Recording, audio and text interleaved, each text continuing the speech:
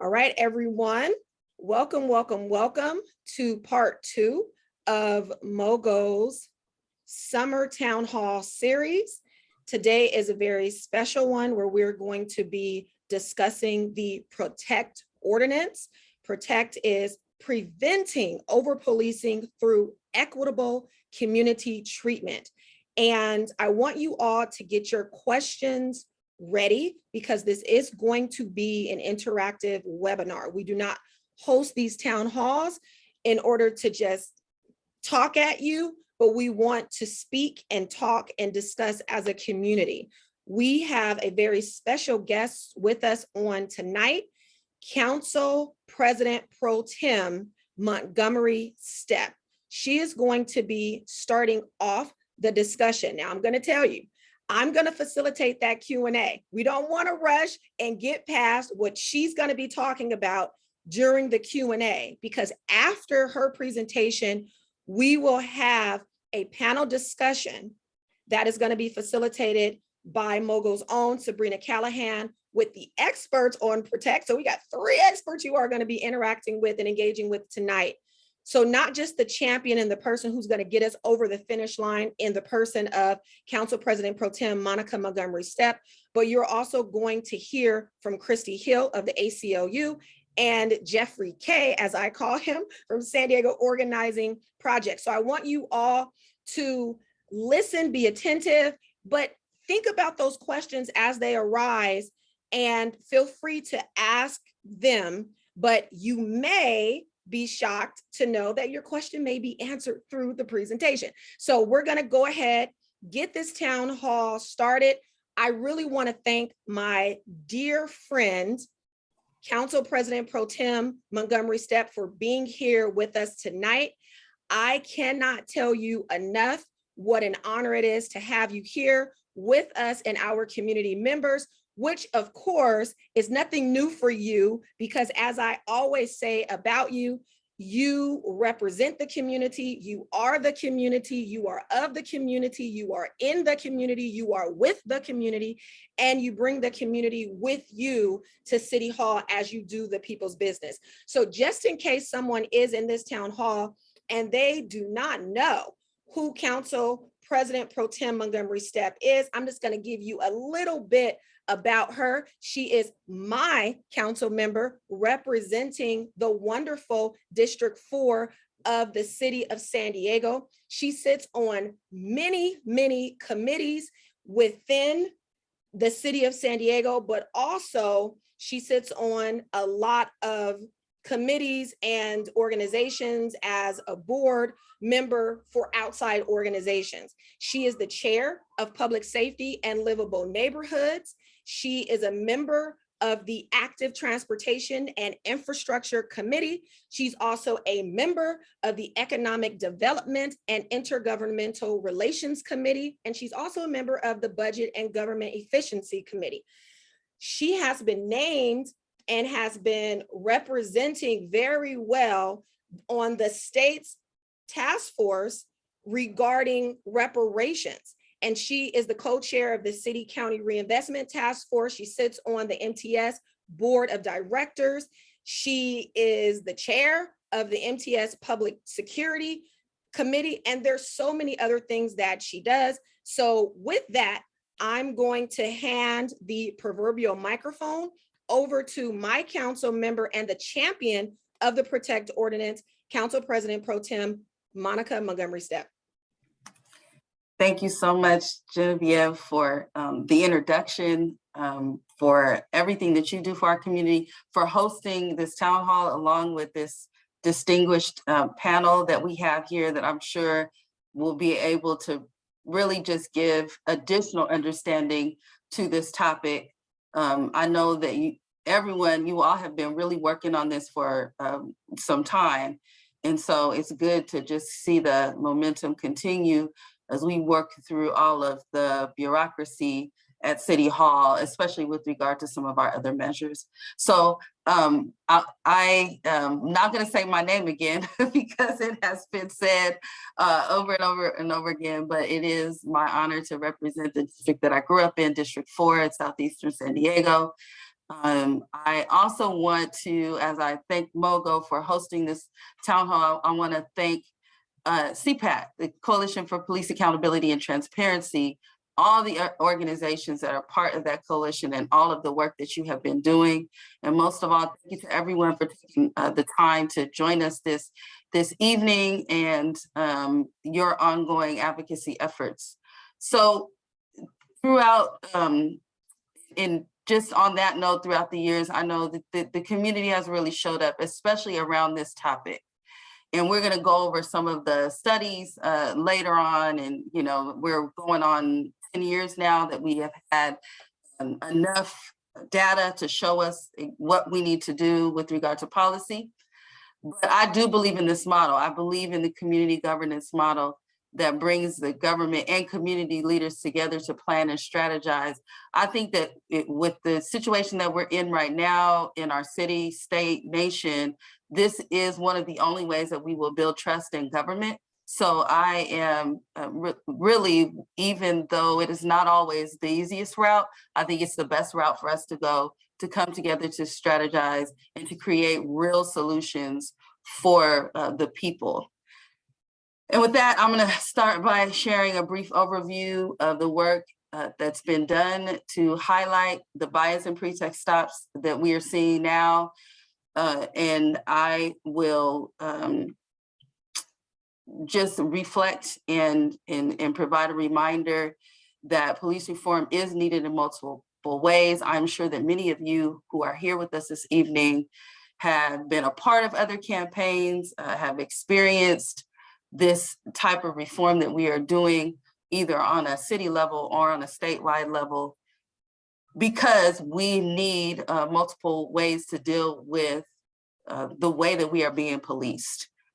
We need multiple ways because we are fighting against a system that really officially maybe is a couple hundred years old, really is a 400-year-old system that was steeped in rooted in racism through slave patrol. So we have a long way to go and need an all hands on deck in order to create equitable policing in our neighborhoods. We know that one measure will not solve all policing problems. Effective community policing is an ongoing conversation. How it's orchestrated and produced should be flexible and meet the current needs of our communities. That's why we're here today talking about PrOTECT. I do want to give another example of implementing community policing. San Diego at one point was known at a national level for its community policing models. And whether we agree with those models or not, the point that I'm trying to make here is that even with those older models, there had to be some sort of culture shift. There's a shift in instilling community-based policing, a shift in departmental structure, a shift in hiring practices, in training programs, in community outreach efforts, and mechanisms of accountability. What we have to continue to do is create that again and then build on what we're working on. This work was heavy during that time. It was a lot of work, but it's the type of work that brought about that structural change and culture change that we're talking about. And similarly, and much more broadly, I think, and much more impactful, addressing and preventing unnecessary pretext stops is another way to build, and a primary way to build community trust and reduce negligent behavior that we see in law enforcement today in San Diego. A little bit of the history. So on November 30th, 2016, the Public Safety and Livable Neighborhoods Committee reviewed the final report from SDSU regarding independent research of the San Diego Police Department's vehicle stop data cards. At that time, a motion was made to forward the report to City Council for consideration and to come prepared to speak to 6 additional recommendations that were within that report. One of those recommendations requested the department to come up with a proposal, including a timeline for a policy to address the researchers' recommendation regarding how traffic enforcement was done, so that it would not be done in the highly individualized way, which allows for bias. That's what we're seeing today. This report also called for the department to provide an update and timeline regarding departmental policies that create intimidating interactions, such as the use of multiple law enforcement officers during one traffic stop with one car. We see that often. We have not yet seen a policy really addressing these issues that have come from the department. And again, that was recommended back in 2016. And since then, study after study has underscored bias in PrOTECT stops. There has been the report just mentioned back in 2016. There has been the SDSU traffic enforcement through the lens of race that provides a sequential analysis of post-stop outcomes. It was shared in 2018. There's been the Campaign Zero police scorecard that evaluated bias in stops in San Diego. It shared that SDPD stopped Black people at 219% of a higher rate per population than white people. Last year, the San Diego Police Department shared the Center for Policing Equity report to City Council. The department worked with the Center for Policing Equity to examine incidences of traffic stops, non-traffic stops, and use of force. In there, they identified the racial disparities, determined that those disparities were caused by inequitable practices or other factors, and was also used to identify any attitudinal dispositions by officers or within the department that may be risk factors for inequitable practices. Though the report provided recommendations on how to use the data to review police policies and practices, a policy still has not come to council yet from the department addressing PrOTECT stops, which really brings us to where we are now and why I still want to focus on that community governance model, because we haven't seen anything from the inside, but we certainly seen the document that's been produced by CPAT to work on these issues in a genuine way. And that document has also been community informed. So that's actually a better way to go anyway. So as the chair of Public Safety and Livable Neighborhoods Committee, I have welcomed both the conversations and draft policies that address PrOTECT stops. I want to see what folks' ideas are, but the community has continued to show up. I can say that additionally, members of the committee have expressed a desire to see some of these items that address the state of policing. We will certainly, continue to put these things on the table so that folks can make decisions about how they feel about profiling and PrOTECT stops that often end up into these intimidating situations and hurt community members.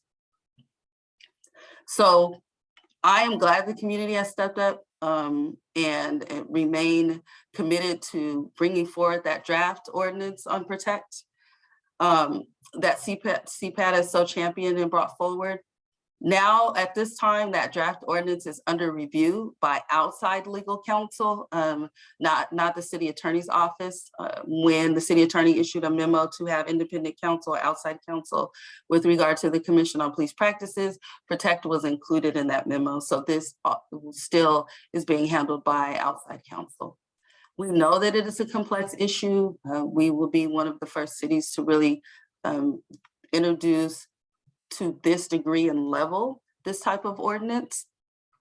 Until then, we continue to have those honest conversations about profiling in our communities, and then we focus on ensuring public safety for our residents. I understand the argument that we often hear from our officers that they need to be equipped with necessary resources to resolve crime. I also understand that using discriminatory practices shouldn't be a tool. And I understand that, we can keep our community safe and do both. The constant anxiety and fear that community members undergo when they are pulled over or witness an arrest, those things build up residual trauma in our communities.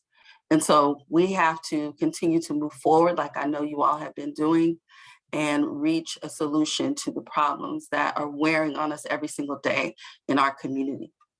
With that, I want to again thank you all for inviting me I am available for a couple of questions, but I will turn it back over, I believe, to Genevieve to make sure that I'm on track with the program.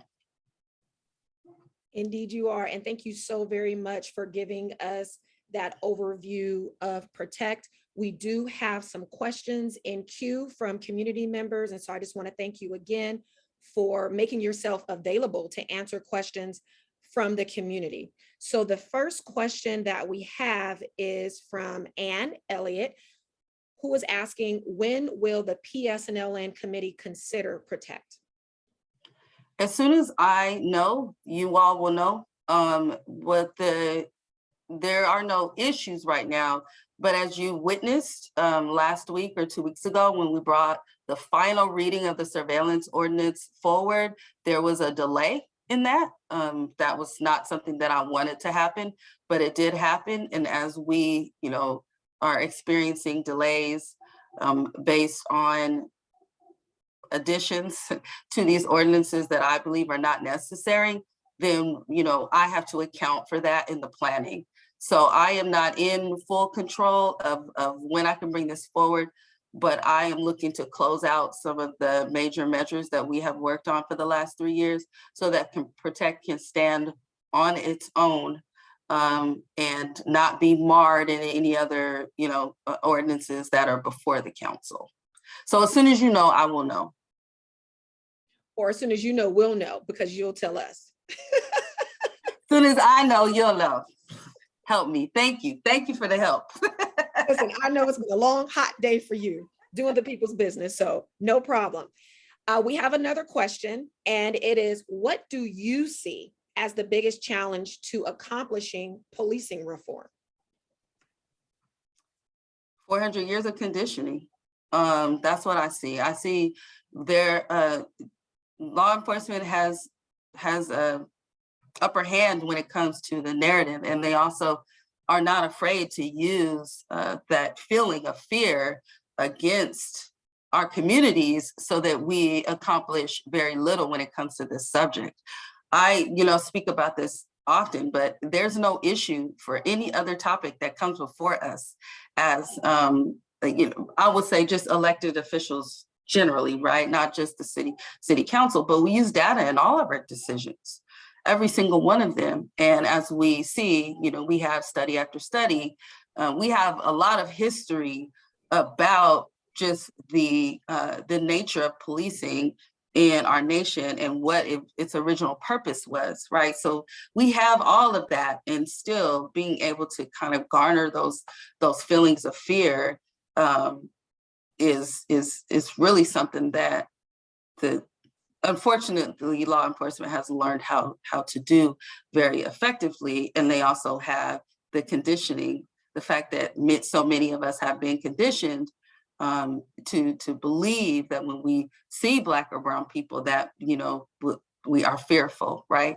So they use that. And so that's really that is really, to me, the biggest hurdle. And that's why, we really do have to keep this fight. This fight is a continuing fight, because as I spoke about, we have policy and then we have just plain culture, right? So we can pass policies, but I'm not going to be there every day to, to see what the department's administrative regulations are, or to see, what those disciplinary practices are. In our charter, in the City of San Diego charter, our charter section 57, it does give the chief quite a bit of authority over those things. So it's just a continual fight, and we just have to stay focused on it. Absolutely. And I'm so glad that you brought that up, because one of the things that we've been talking about as a community is the trust issue with the police department, especially on issues like this. And we have a question regarding, has what happened with the trust ordinance, right? That's the surveillance and privacy ordinance. I know you know that, but for the edification of community members who may not know, has what happened with the trust ordinance, referencing what happened last week at City Hall, made you think or rethink, the question says, how we should approach PrOTECT And what do you think organizers and ground troops should do? And this is from Dr. Fishman. Yeah, that's a really good question.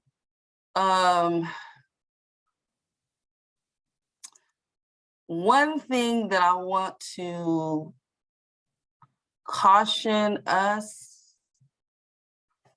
so that we don't do this, it's really easy to get discouraged. It is. But I think we have to put all of these things in context, and we do have to look big picture at where we are now, which is, as a city, it's a different city from the one that I grew up in, right? As far as the people that are sitting on that dais and how the thought process has changed. We're certainly changed for the better. We're certainly not where we need to be, but we are farther along, I think, than we have been. And so we have to continue to keep these issues on the radar, because, again, we are up against generations and generations of people who have been conditioned to think a certain way. So that's why I am always reaching for an understanding with people. Everyone has their role, right? That's not everybody's role, because it can be very frustrating to be in that space of reaching for understanding with people that are really not going to get it because they haven't had the life experience. But I wouldn't, approaching it differently, that is a larger discussion I think we as a community need to have, but certainly moving forward, we have to, right? So how we do that is, that's going to be an every step of the way kind of strategy that we have to continue to work on together, because these things ebb and flow. They change all the time. They can change overnight, right? But the problem that I had with the trust ordinance was that I am someone who sometimes get criticized for listening to all sides, right? I am someone that I don't care. I will sit down and I will talk to the chief and I will talk to the POA. Now, they're probably not going to change my mind, but I'm going to talk to them.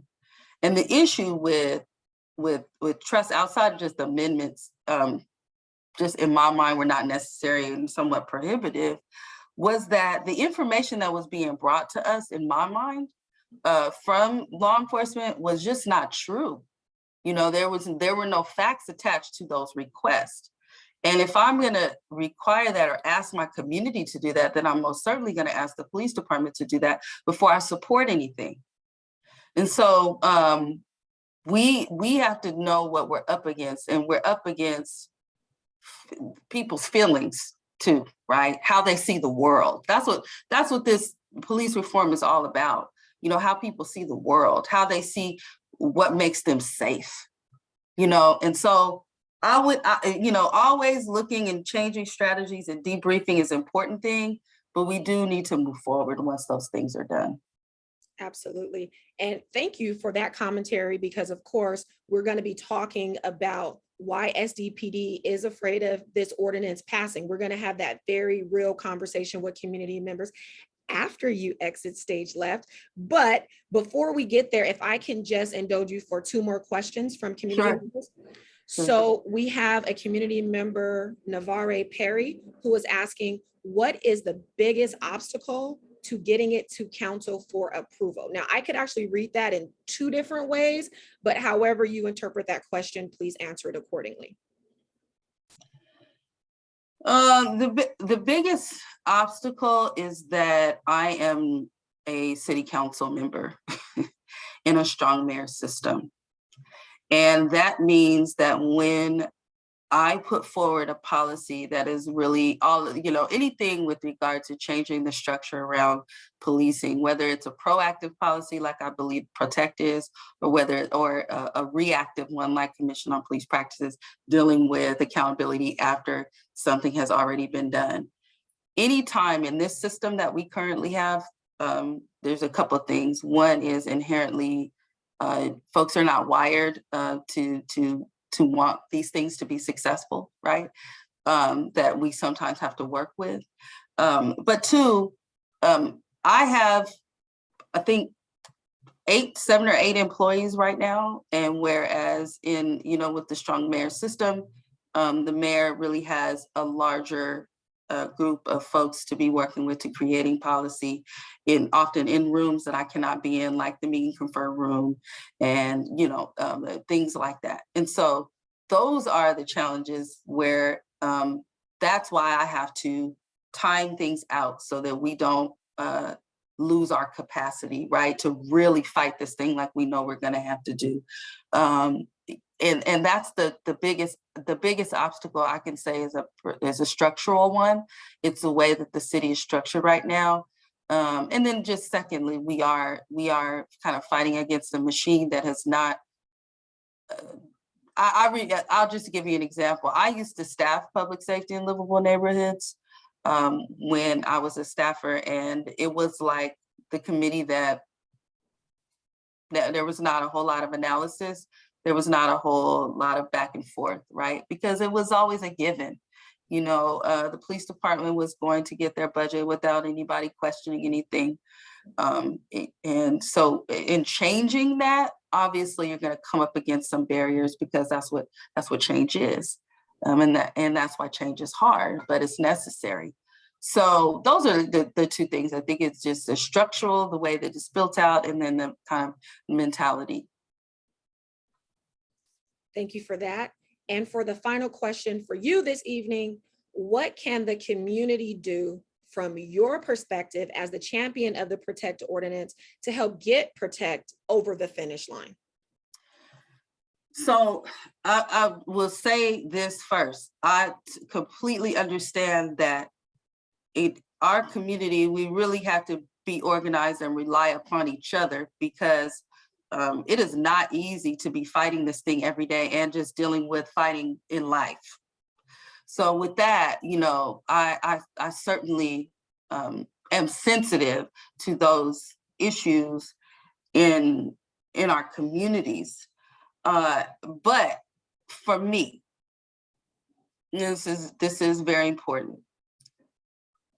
We have to be able to know this stuff well enough to talk to people who may not always agree with us.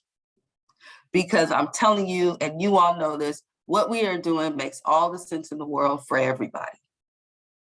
And we have to go into spaces with that confidence, because otherwise we will remain in our respective bubbles and silos. Like I'm always trying to get city government to move out of their silos, right? Because silos are comfortable, right? And integrating with folks that do not agree with you is much harder. Now, there are going to be quite a few that will never agree with us.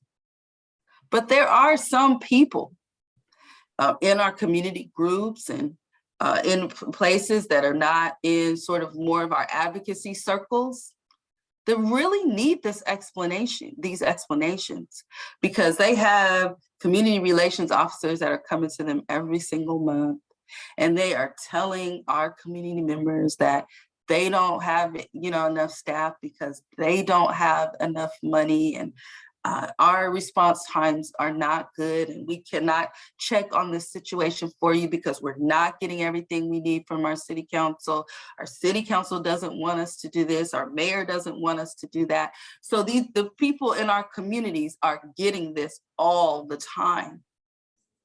And we really, on a larger schedule, in a larger picture, in my opinion, need to be able to be in some spaces to begin to combat that, so that we can educate people and reach a better understanding about what we're trying to do is just all we are trying to do is make this city a more just, fair, equitable place to live for everyone.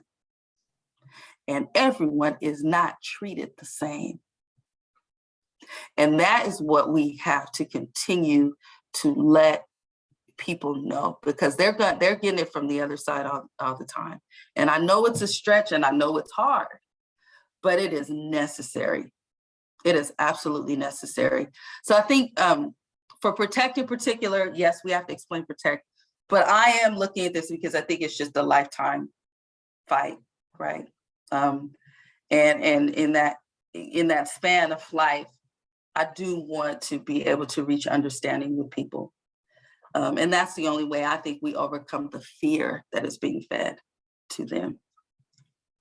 Absolutely. Well, I just want to thank you so very much for joining us. I think that your ending comments address some of the concerns that were voiced in the chat. And, you know, as John Brady said, our BIPOC unsheltered community is exceedingly affected. We know what the data shows us, but like you said, this is about PrOTECT helping us make the city of San Diego more just, fair, and equitable. And I want to thank you because everything that you do as my representative brings the city closer to being more just, fair, and equitable. So thank you for being our champion once again. And just thank you for all that you do. Thank you so much. Have a wonderful time, everybody. Thank you. Right, everyone. So Council President Pro Tem Montgomery Steppe mentioned CPAT, and I placed into the chat links for CPAT social media so that you all can follow CPAT. CPAT, again, is the Coalition on Police Accountability and Transparency. You are going to hear from 2 member organizations about CPAT and about the ins and outs, the nuts and bolts about PrOTECT, what it does not do, and then again, have the opportunity to engage in question and answers. Before we get to that portion, however, I do want to launch a poll, and I think this is gonna put all my questions out there. So it would only make sense for you to answer the first 2 questions. And so I'm launching the poll now if everyone can participate. The first question is, if asked to explain PrOTECT right now, would your response be, I could do it with ease? Or would your response be, I would be able to explain it somewhat, but I would not be able to answer follow-up questions?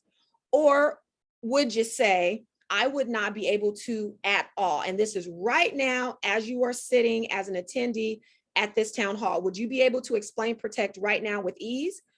Would you be able to explain it somewhat, but you wouldn't be able to answer with any real details or answer any follow-up questions? Or would you not be able to explain it at all? Now, there is a second question, and I'm looking at the chat. It says it won't let us submit it unless we answer all the questions. Thank you, Corey, for that. So here's a lesson learned. We are not going to create polls with all of our questions. So for the last 3 questions, just answer whatever, because that's going to change. Those questions are geared towards after you've had the information. So just do throwaways for those last 3. And so for the second question that you're going to answer honestly is, when you came to this town hall, was your position on PrOTECT support? Was it oppose? Was it no position? Okay, so we want to know, would you be able to explain PrOTECT and with how much ease? And also, when you came to this town hall, were you already supportive? Were you opposed to it? Or did you not have a position at all? So it looks like we are still getting answers to the poll. I want to encourage you to participate, and we're just going to take a few more seconds to do that. We have 61% of our participants who have entered answers. So thank you all so very much for doing that. Again, the last 3 questions, don't even worry about them. Answer them because that's the only way you can submit your answers. But we're not worried about those last 3 questions. So don't think about them or spend too much time. Just choose whatever option. Doesn't matter. We'll come back to that. So we're up to 65% participation, 69%, 73. Thank you all so very much for participating. All right. It looks like we have a good number of people who are familiar with the PrOTECT ordinance and would be able to explain it somewhat, but would not be able to answer it with any real details on follow-up questions. So not bad, not bad. So that's at 63%. And I don't think that our panelists are participating. So I think we may have 100% participation of attendees. 21% of us say that we could do it with ease. That is awesome, awesome, awesome, awesome. And 16% of us at this juncture would not be able to explain the PrOTECT ordinance at all. So we hope that after this next part of this town hall, that number will change. Now, 79% of us said that we came in with a supportive position, and 5% of us came in opposed to the PrOTECT ordinance, and 16% of us had no position before coming in. So we're going to revisit these things, and I really do want you all to stay for the entire thing and then take our exit survey so we can see how our numbers change and what we can do. And to be honest with you, the person who came in and said that they were opposed, we would love to hear from you and your concerns about it. But I want to thank everyone for participating in that poll, and I'm going to go ahead and share the results so that you can see the results for yourself. There we are. And as we transition to the next part, which again is a panel discussion with 2 member organization representatives, they're going to do a presentation, and then we are going to have a Q&A that is facilitated by Sabrina Callahan, who is MOGO's freedom advocate. So I'm going to go ahead and ask you all to take center stage, and Sabrina is going to introduce the panelists. We'll engage in that discussion, and then we will have Q&A and closing remarks. So thank you all again for being here, and we will get the second part going.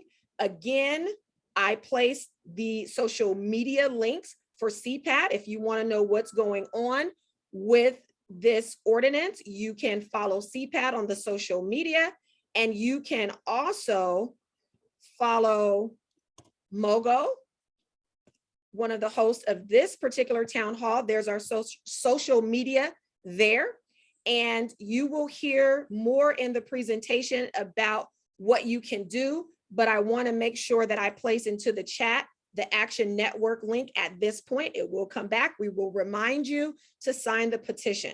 It's a very easy way for you to let the mayor know and let your city council representative know that you want PrOTECT passed, because we're going to change that one person who came in opposed. So with no further ado, I'm going to go ahead and give the platform over to Sabrina Callahan, MOGO's freedom advocate. Thank you, Genevieve. I'm so happy to share this space with all of you this evening. We will now begin the second part of our town hall, which is an amazing presentation by 2 powerful community leaders. We have the ACLU's Advocacy Director, Christie Hill, and SDOP's community organizer, Jeffrey Karahamuheto. With that said, I will pass it off to you, Jeffrey. I want to start off with shouting out Sabrina for saying my full government name. Many have tried, few can accomplish that, so thanks. First things first, hey family, I'm really glad that we have turnout tonight and for the right reason. So we want to just say thank you for being here and allowing us to present this. PrOTECT stands for Preventing Over-Policing Through Equitable Community Treatment, PrOTECT Ordinance. So before we jump into what PrOTECT does, we'd like to share a little bit about CPAT. CPAT is a coalition of community members, community groups, faith groups, labor, and others. We've been working together to address police accountability and transparency since 2016. Coalition partners work with a wide variety of communities, including refugees, immigrants, LGBTQI2+ communities, and communities of color.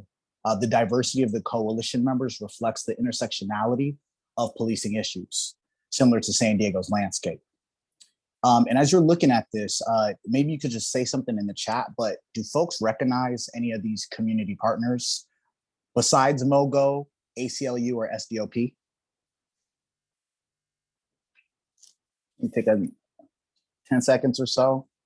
Maybe you could do a little emoji thing. All right, hopefully the answer is yes. I see some folks raising their hands, Jeff. Okay, cool. All right, we'll move into the next one then. So Councilmember Monica Montgomery touched on this a bit, right? So we're gonna go a little more in the weeds, especially when we're looking at the data of the poll you just all did. 19% of you said you could discuss PrOTECT perfectly, right? But there were 79% of you that said you couldn't. This slide is for you, right? We want to start to get into the details. So the racist origins of policing. Policing has been a part of this country for a long time, even before the United States of America was officially established as an independent nation. There were informal militias that formed to help enforce order in counties and cities throughout the colonies. However, it wasn't until the 1700s that the first police forces in America were created to control enslaved Black folks, right? It would come to be known as slave patrols. By law, almost all white men had to serve in these patrols. In places like Virginia and South Carolina, these patrols enforced what were called slave codes, laws which controlled every aspect of their lives of enslaved people, right? And we see these today. I think about times I've been pulled over and a police officer says, like, where are you going? What are you doing? Those slave patrols were designed to empower the white population, not just white police power, but with the duty to police the comings and goings and movements of Black people, right? They want to control every aspect of Black life, right? We just celebrated Juneteenth. Even within months of the end of the Civil War, Southern states began passing laws that would later be called Black codes. These laws took advantage of a loophole in the 13th Amendment of the Constitution. The 13th Amendment abolished slavery except as a punishment for crime. The Black codes, for all its intents and purposes, criminalized every form of African-American freedom and mobility, political power, economic power, except the one thing it didn't criminalize was the right to work for a white man or on a white man's terms. Today, we see the echoes of these former laws and patrol and current policing today through the use of surveillance technology and the militarization of police departments. And I say this because, or we say this because even though we have fought to change things, we see that the roots of this, right? Some people call it the original sin, continues to live in different forms. PrOTECT is going at the core of this. Can we go to the next slide, please? Thank you. So policing in San Diego. We know biased policing exists here in our city, right? Black and brown community members have shared stories for decades. There have been studies done, as you have just seen, but it is important to remember that behind these studies are real people. The headlines on the slide tell a portion of the story that lives behind impact, right? Earl McNeil, who went to National City Police Department for help with a mental health issue and ended up dying in custody. I remember hearing that story when it first broke the news and having to hear from a social justice activist that was working with the family about the heartbreak, about imagine your family member going to get help and getting aid and them not coming home. That is the reality for our communities here. Aaliyah Jenkins, who was experiencing a drug overdose when she was detained in La Jolla, despite her pleas for her calls for help, officers delayed medical attention and she died.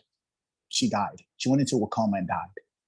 Alfred Alonzo was killed by police following a call from his sister who was trying to get him help, but instead responding officers shot and killed this unarmed man. I believe, and I might be wrong on the number, but I think they shot him within like 30 seconds of being on the scene. 30 seconds. During the pandemic, we've seen Black women thrown down on the ground by police. It was all over the internet. In National City, Tanya Suarez, a 23-year-old, she was under the influence of drugs when she was taken to a jail in National City. Instead of receiving mental health help, she was put into jail and she blinded herself, right? So we see study after study, case after case, in San Diego especially, for this part. So community members have shared for years about how there's a different standard of policing when it comes to Black folks and brown folks as compared to the white communities. And the data confirms this. This slide shows us some of the key findings from a study completed by SDSU in 2016. So let's dig into this data a little bit deeper to tell us how about the type of policing that's happening in SD. So this says, right, that Black and Latino drivers were nearly twice as likely to be searched and less likely to have contraband compared to whites. In other words, there is no public safety justification for why police are disproportionately searching Black and Latino drivers compared to white drivers. Black drivers were nearly 3 times as likely to be subjected to field interviews. Field interviews are when officers stop someone and ask them unrelated questions like, where are you going? Why are you driving in this neighborhood? A person does not need to do anything to receive a field interview. I remember my first field interview. I was 19. I had just gotten my license. I was leaving school in Paradise Hills. A police officer pulled me over and started to question me and my passengers in the car and asked the almost exact same questions, right? It's harassment. Police often use this practice or the practice of curbing when they have the person sit on the curb while they interview them. This tactic is both humiliating and unnecessary. I know most of you have seen it. I see it all the time, right? There's a person cuffed up on the corner, on the side. They're usually BIPOC, right, as the data shows and our community members say. And it's honestly embarrassing too, because especially you didn't do something and your neighbors are seeing that, your family's watching it, it's wrong. Of the almost 260,000 stops conducted in 2014 and 2015, only 981 of them resulted in the discovery of contraband. Look at those numbers, right? That's a 260 to 1 odds. 260 to 1 odds, yet SDPD continues these practices. The authors of this study made 2 very important points.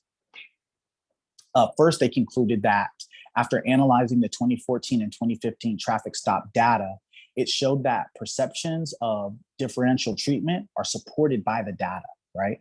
And highlight several substantive issues that, in our view, should be given the department's full attention. In other words, the data backs up the stories we've been hearing from the community for all of these years. Secondly, they recommended that the SDPD reconsider how traffic stops are used in law enforcement. Quote, finding that traffic stops yield minimal crime control value while potentially contributing to the deterioration of police-community relations point to the need for a reconsideration of how traffic stops are used in law enforcement. Essentially, it's not working. If it's not working, why are we continuing this? All right, so here's another study. This showed similar disparities. They were found within the SDPD police practices. SDPD was 23% more likely to conduct consent searches on Black people and 60% more likely to conduct searches on Latino people than they were on white folks. SDPD was 22% more likely to search people that were perceived to be LGBTQ during a stop, 54% more likely to arrest them without a warrant, and 33% more likely to use force against them than people that SDPD did not perceive as LGBTQ, right? This just reinforces the oppressed being more oppressed. With both the SDSU study and the Campaign Zero report, San Diego has a wealth of data that supports what we've known all along and what community members have been telling us for years, that racial and identity profiling by police happens here, and it needs to stop. Next slide, please. The study found several significant disparities in evidence of anti-Black bias in police stops, searches, and use of force arrests. SDPD stopped Black and Pacific Islanders at the highest rates per population. For example, Black people were stopped 219% higher than white folks. Pacific Islanders were stopped at a rate of 126% higher rate than white folks. San Diego police made 35,000 stops of Black people during a 12-month period in a city with a total of 88,000 Black residents. Let that like sink in, you know? I hear from a lot of folks, oh, there's not enough Black folks in this city. Look at the data, right? We're represented when it comes to being over-policed. That's right, John, what? Evaluating police in San Diego. So from July 2018 to June 2019, there were 2,565 searches where the police reported no bias for the search other than consent being given. This is a significant number of searches. Let's see how this police practice is being implemented, right? Black people were 23 more likely to be subjected to a consent search during a stop. Latino people were 60% more likely to have SDPD conduct a consent search on them.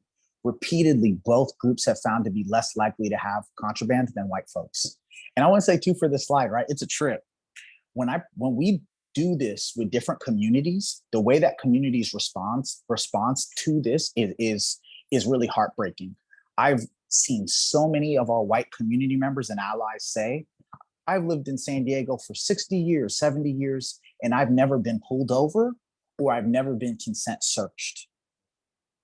When I hear the exact opposite from our Black and Brown community members saying things like, I was just searched last week, I grew up with this happening, we really need to start to look at the reality of it and start to make these adjustments. Okay, I think, yeah, the floor is yours, Ms. Christie Hill. Thanks, Jeff. So after hearing all of this data, the stories that Jeff shared, we get to 2020, 2 years ago, if you can believe it, 2 years ago, 2020, the murder of George Floyd. And following that, we see our elected officials, running to do not much. And CPAT members, put together a package called Police Accountability Now, otherwise known as PAN, to offer transformative and comprehensive solutions so that to our elected officials during this time. And it was really just packaging up things that community members have been advocating for, CPAT members for a number of years, because what was being proposed in the summer of 2020 didn't go far enough. There were some important, strides made around ending the carotid restraint policy that the Racial Justice Coalition had been leading on. But we knew that it wasn't enough to agree to not choke us anymore. We wanted to see actual transformative change. And so PAN offered a set of recommendations to decriminalize the level offenses, invest in non-law enforcement alternatives instead of continuing to overfund police budgets, to establish true independent community police oversight boards, and to institute strong de-escalation and use of force policies to really implement the full vision of AB 392, which was the California Act to Save Lives, which some of you on this call may have been involved in fighting for. And the last recommendation of PAN was to enact an ordinance called PrOTECT. And so PrOTECT, you've heard a few times tonight, hopefully now you know what it stands for: preventing over-policing through equitable community treatment. And so why do we need PrOTECT? We know that banning chokeholds is not enough. We know that story after story has been shared, report after report for decades have shown that SDPD uses a different standard of policing when it comes to interacting with folks from my community, LGBTQ folks, people with disabilities, and folks from other communities. And we need substantive change. So PrOTECT will require officers to have probable cause to stop, detain, or search a person. This includes people that are on probation or parole who may have waived some of their Fourth Amendment rights, otherwise known as fourth waivers. PrOTECT will also eliminate stops for certain equipment violations. It will prohibit officers from questioning people beyond the offense for which they've been stopped, unless the officer has probable cause. So this gets at pretext stops. And it seeks to hold officers accountable if they violate the ordinance. PrOTECT, didn't just come out of nowhere. This has been informed by community members who have been impacted by discriminatory policing, those that work with them. And it also incorporates best practices from the sources listed on the screen. You heard the status update from Council President Pro Tem Montgomery Steppe, so I won't go into that. And if we have time, we like to share this video that kind of just lays out what's at stake when we're talking about continuing with the status quo or moving forward with this new vision. So I am going to attempt to play, and if it doesn't work, we'll skip over it, but it's short.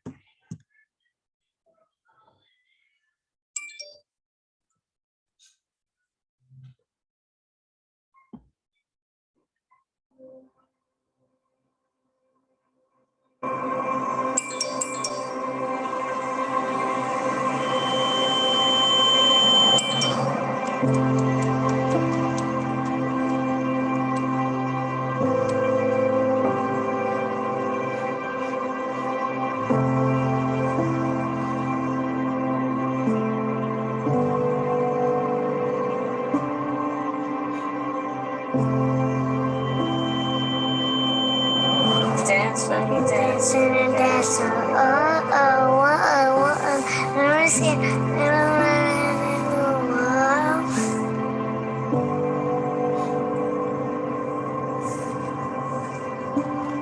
Keep going. I don't know. That's perfect. Okay, Dawn.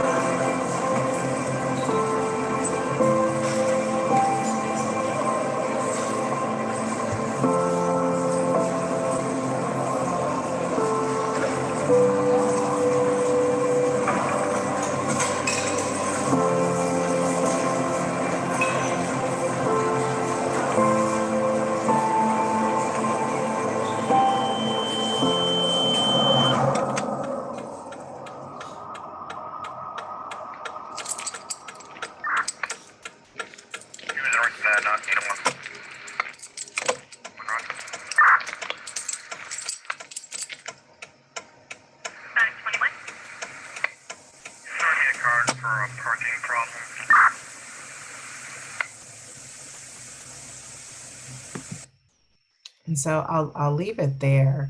But what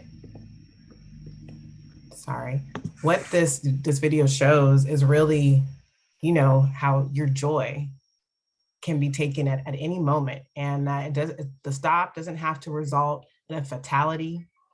Just the threat of a stop, having to go through a stop that serves no purpose but to traumatize our community.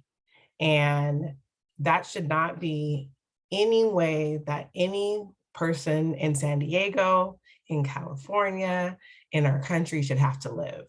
And so PrOTECT is seeking to address this. It's seeking to say that we deserve to have our joy in the small moments, in the large moments, and we can begin by saying that the police shouldn't be able to stop you for any reason. So we will drop the links in the video and in the chat for folks to be able to share. And here are some ways that you can take action to support PrOTECT. Genevieve mentioned the petition. You can share that petition if you haven't already signed it, call your council member. We have a link to make it really easy for you just to click that link and it will connect you with your council member, and there's a script right there. If you're part of an organization or a community group, we have a link for you to sign on in support of PrOTECT as an organization. On July 20th, we'll be at PSLN to speak in support of PrOTECT. Join us. We also have a supporter sign. So there are lots of ways that you can get involved and support getting PrOTECT across the finish line. So I will stop there. Genevieve shared all of the ways to stay in touch, and we'll pass it to Sabrina. Thank you, Christie and Jeff, for the thorough and truly moving presentation. It is clear that this work is not going to be easy, but we are encouraged and motivated to continue this fight. We will now transition into the final Q&A session for this evening. So please continue to drop your questions into the chat. And without further ado, the first question we have for you both is, can you please clarify the pros and cons of reasonable suspicion versus probable cause as it relates to PrOTECT? So reasonable suspicion is a lower standard for when police can stop or search someone. Reasonable suspicion is not based on what you or I think is reasonable. It's based on what another police officer in that situation would think is reasonable. And so it could be seen as reasonable that a Black person's out of place in La Jolla, right? Probable cause is a higher standard. It says that you have to know that a crime is about to be committed, has been committed, or is in the process of being committed, or is in the process of being committed. So it raises the standard. Thank you. Jeff, do you want to add to that at all? Yeah, I don't think there's any cons to it. The way the question was framed, like pros, cons, I don't think there are any cons. This is all pro. And yeah, that's it. Thank you. Moving forward, an argument that the police or SDPD often likes to make is that there is a rise in crime. So why do we feel that it's now is the time to implement the PrOTECT ordinance? Yeah, and Christie, please add, or Genevieve, whoever needs to, but I don't think that they should even be in the same conversation. There's no correlation between the two, right? Like we often say we should be able to walk and chew gum. Crime should be a completely different conversation than people having the right to be able to drive home safely.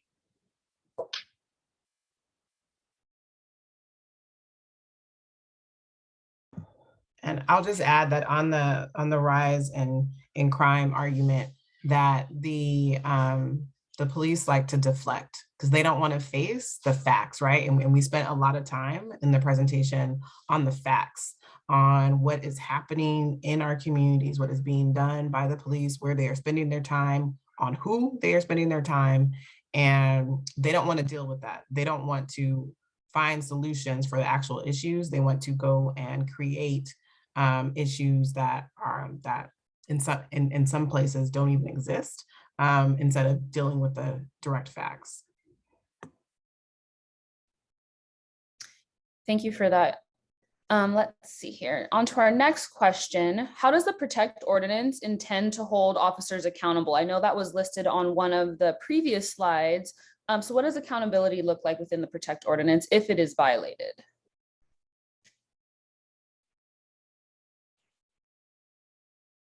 Sorry, Sabrina, I'm managing two chats. What was the question? Yeah, no problem. How does the PrOTECT ordinance intend to hold officers accountable if they do indeed violate the PrOTECT ordinance? Sure. So the ordinance has a few different mechanisms to bring about accountability. One, folks will have the right to bring a private civil action. There could be fines awarded if there are violations of the search and stop provisions. There's also discretion will be given to the city attorney to bring misdemeanor charges for officers that do violate. In addition to those accountability pieces, there is also reporting requirements to make sure that, a check on making sure that the act is being followed. And so there are some institutions that will be doing tracking the progress of PrOTECT over the years.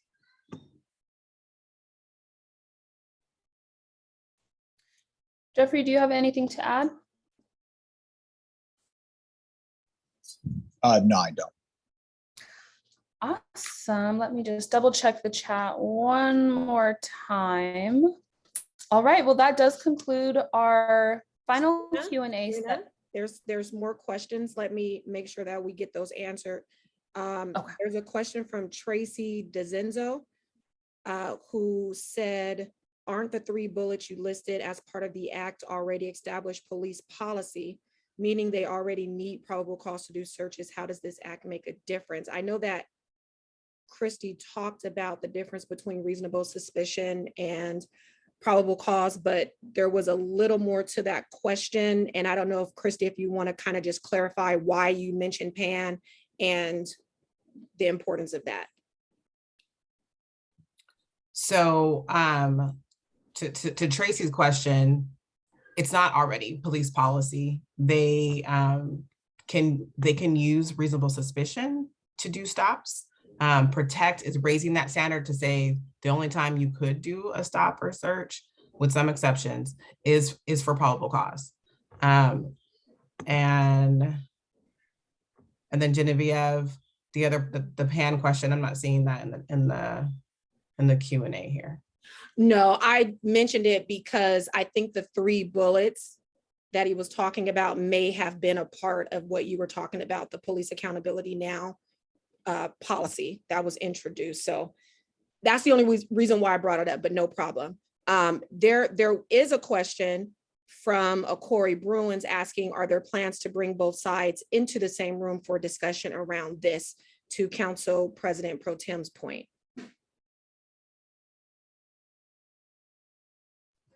I'm going to try to answer if I'm wrong. Public shame works. I think like it's not like this is happening in a vacuum. Like conversations are ongoing, right? Like this isn't brand new. I think it's really clear why this is needed, right? Through the data, through the community stories. So law enforcement knows what our need is, right? I think now it's how does this become policy? Because we need it and we can't wait. And it's hard to have, I was saying this to someone in law enforcement earlier today. It's very difficult to establish trust when dishonesty is brought into the equation. And that's just like, this is like even the crime question of why would we pass this when crime is rising is a distraction method, right? It's not focusing on what's at hand, and that's saving folks' lives and for PrOTECT to pass.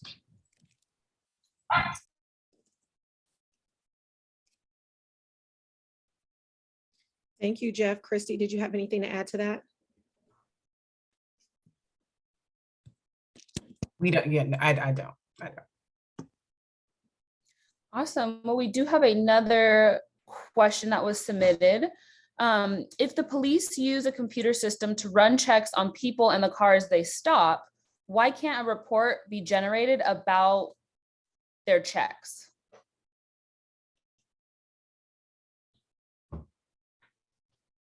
Do you want me to repeat the question? No, processing the question. I think so. RIPA, the Racial Identity Profiling Act, is a statewide law that former Assembly member Dr. Shirley Weber, now Secretary of State, championed and passed at the state level in 2015, required that police departments across the state begin to collect data about stops that happen in cars, pedestrian, and bicycle. And that data that's collected is around demographics, to different demographic pieces. And police agencies have been phasing in over the last 4 years. SDPD was one of the first agencies to collect because they're one of the larger police departments in the state. And so as a result of RIPA, some data around who the police are stopping has been collected now for a number of years, some expanded data. SCPD has actually been collecting data for a while just on traffic stops.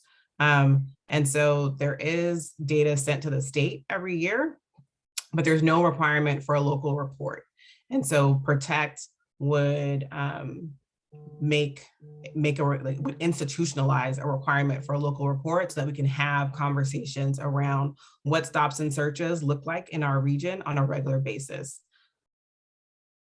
So I hope that answers your question, Stephen.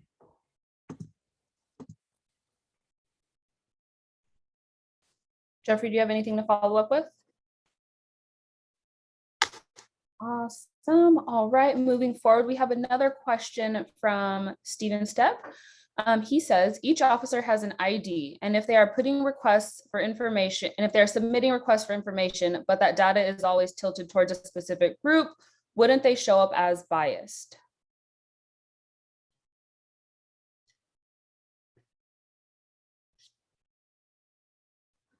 Yeah, I'm gonna try to add to this. So I know something just passed recently, SB 16, which has to deal with law enforcement sharing that type of data.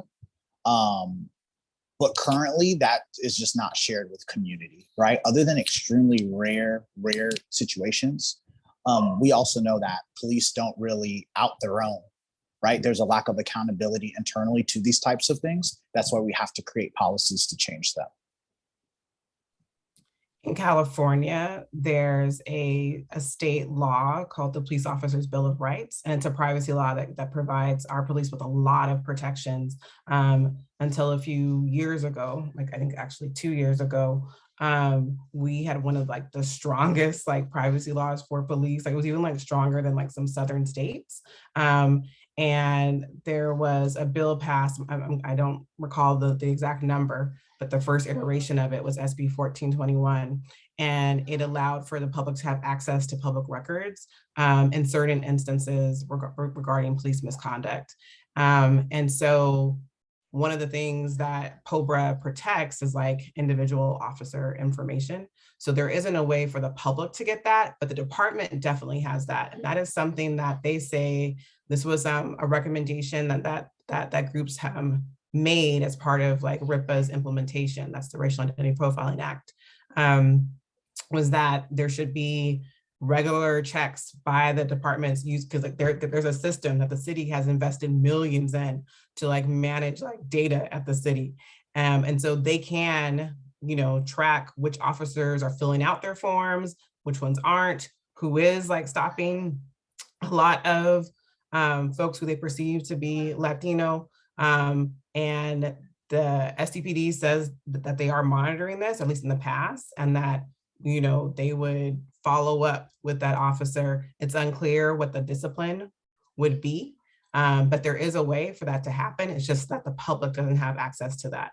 I don't know if the Commission on Police Practices would have access to that in like a closed session. Genevieve may have a better sense of that, but the wider public does not. And that's because of the Police Officers Bill of Rights.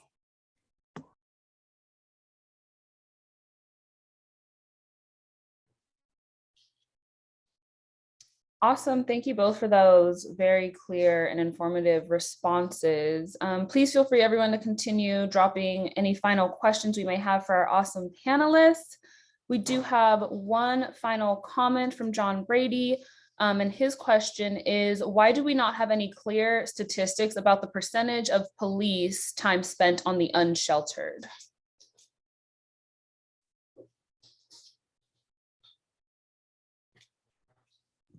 That's a good question, John. I don't know what to tell you. I think that's something that you should definitely bring up to City Council.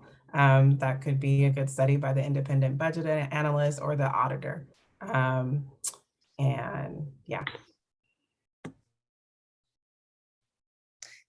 Thank you, Christie. That does conclude our Q&A session. So I will pass the mic back to Genevieve. Thank you so much. I just want to thank everyone for being here at this town hall.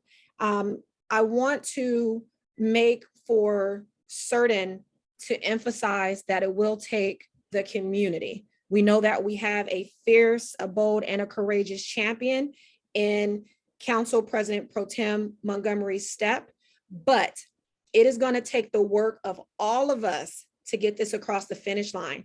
And so what I want to do is to entreat my brothers and sisters that live outside of D4 to go to our Action Network page.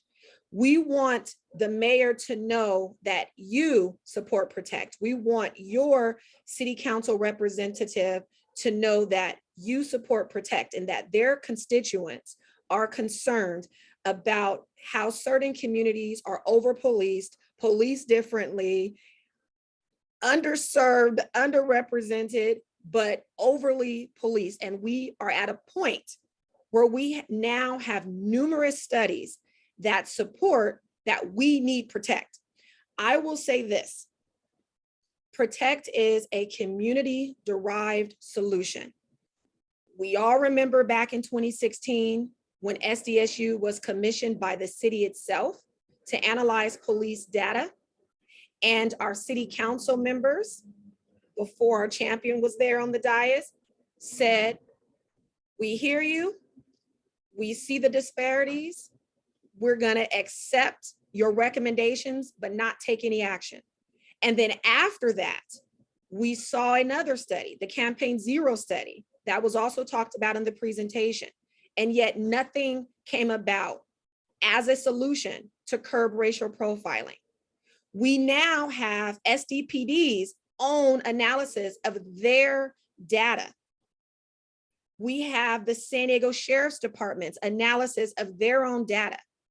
And those new analyses and reports confirm what we knew to be true anecdotally, what we knew to be true from the SDSU study, what we knew to be true with the Campaign Zero study, and yet no movement. Now is the time for us to say that if none of us, or if there is one group that is not treated equitably, fairly, if they're being over-policed, that's an injury to all of us. When we look at the PrOTECT ordinance, we see a common sense solution that will remedy and curb the racial profiling that we have been seeing in the city of San Diego. It does not just affect Black people. It does not just affect Asian and Pacific Islanders. The profiling that we see in our communities that is taking place, uncurbed and unrestricted, does not just affect the Latino community. It affects poor people, unsheltered people, members of the LGBTQIA+ community. It affects people with perceived disabilities. Again, this is a solution so that the city of San Diego can treat San Diegans and whoever comes to San Diego more fairly. This is about creating a more just, fair, and equitable place for all of us. So I see there is movement in the chat. We have links. I really want to impress upon you all to join us, to follow CPAT's social media. The links are there. Mogo's social media. We want you to go on the Action Network page, and we want you to sign up for the next town hall. So in the beginning, I relayed that this was the second part of Mogo's summer town hall series. Our last one is going to be about the importance of surveillance ordinance. That was referenced a little earlier today by a question that was posed by a community member. We still have work to do on that front. But what I want to leave you all with is that the work of getting PrOTECT across the finish line is all of ours to do. Everyone's hands has to be to the plow. We cannot let fear mongering, we cannot let scare tactics, we cannot let irrelevant conversations detract us or distract us from this work.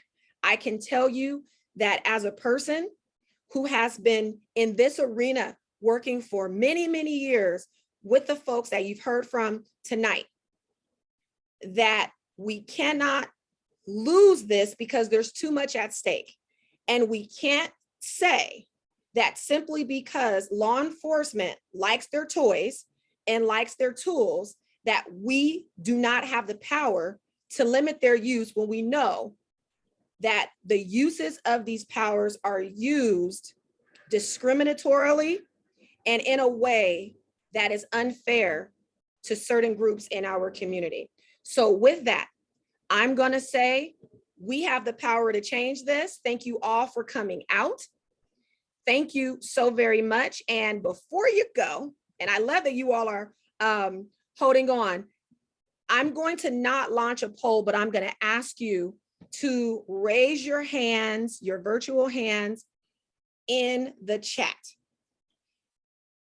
If you came into this town hall and your position has changed as a result of being at this town hall, meaning you were supportive and now you're not, or if you were opposed and now you are supportive, or if you had no position, but now you are supportive, raise your hand in the virtual chat.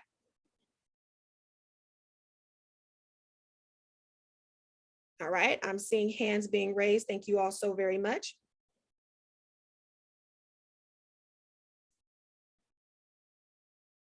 All right, now I'm going to ask if anyone who raised their hand because they were formerly supportive and now they're opposed. So let's go ahead and clear the hands and raise your hand now if you were supportive, but now you are opposed after attending the town hall.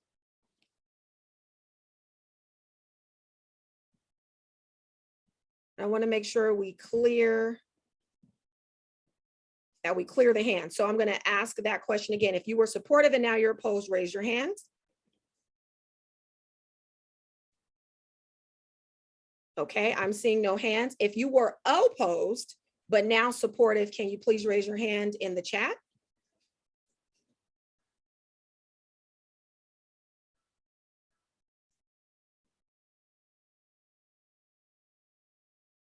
All right, seeing no hands. And now if you had no position, but now you are supportive, can you please raise your hands? And I do apologize if not everyone has the ability to raise their virtual hand. But there was something that happened with the poll that will not allow for me to create a new one. So we want to gauge where we are. All right. And now I want to ask a separate question. Raise your hand if you would be better able to explain the PrOTECT ordinance after attending this town hall. All right, lots of hands going up. Lots of hands going up. Thank you, thank you. That is awesome and wonderful. Lots of hands going up, and they went up really fast on that question. All right, let's go ahead. I'm gonna lower the hands. And now I want you to raise your hand if you could do a little bit better than you could before you came, but you still don't have all of the details. So it wouldn't be with ease. All right. And I want to thank you, Tracy. And this is what this is all about. And I'm going to say out loud what this community member said in the chat, because this is why we do this. This community member came in opposed, but now they want to do more research. This is why conversations are important. So I respect that and I appreciate that, dear community member, because it is about learning the real facts. I want to say, please be on the lookout for social media and campaigns that will address myths versus the reality and the truths behind the PrOTECT Act. Again, this is not going to be easy, but we are up for the challenge. We know what we are up against. And so we're going to have to dispel myths. We're going to have hard conversations. I'm seeing more hands being raised. We're going to have more conversations. And I'm going to tell you this, we're going to put in the chat, which I believe has been put in the chat. But please look in the chat for the CPAT page where you can get all of the information that you need. So for those of us who are still raising our hands and saying, I know a little more, but I would love more information. I would love to be able to break this down. I would love to be able to say more about what it does and what it doesn't do. I just put the link in again. Brandon Sigwa put the link in earlier, but that last link that is in the chat, please go to CPAT's page where you can get it straight from the coalition of these wonderful community organizations that have aligned themselves together to create a safer, a more equitable, a more fair, and a more just San Diego, and get the facts straight from us. All right, so with that, I'm gonna make sure that we honor time. We are right at 7 o'clock. How about that? So again, thank you all so very much for joining us. It's been a wonderful event. And I look forward to seeing you all at our next town hall. Thank you so much.